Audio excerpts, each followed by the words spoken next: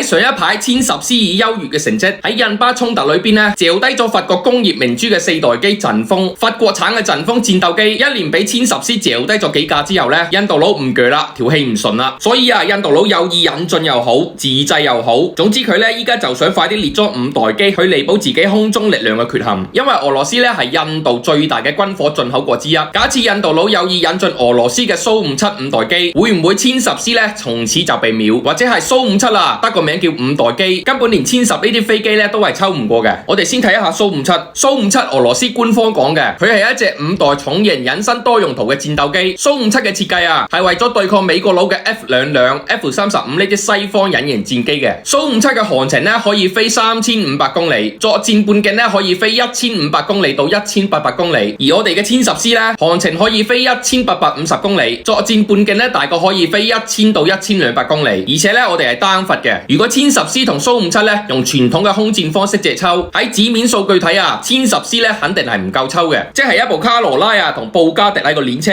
你點都輸嘅。但係到咗2025年戰爭咧唔係咁玩嘅。2025年現代戰爭咧玩嘅就係體系作戰，玩嘅就係信息戰，玩嘅就係系統作戰，唔再講單挑，唔再講借抽。就好似今次印巴衝突，巴基斯坦嘅後方咧係一套我哋東大嘅現代防空作戰指揮同埋進攻系統。殲10 C 喺紅旗防空系統同埋預警機嘅指導鎖定之下，喺超視佢嘅距離咧一早就發現咗印度嘅敵方戰機，再加上霹靂15靜脈鎖定發射之後，印度嘅戰機一年就俾嚼低咗幾隻。所以就算你印度真係引進俄製嘅蘇57，盡管蘇57嘅性能比殲10 C 先進，飛得更遠，馬力更大，又可以隱身，但係喺現代戰爭之下咧真係冇咩用嘅。喺現代戰爭裏邊如果你蘇57咧冇完整嘅空中體系支持，我哋可以完全唔用殲10 C，就算用一部比較落後啲嘅殲7，一樣可以超視佢咁樣嚼低你。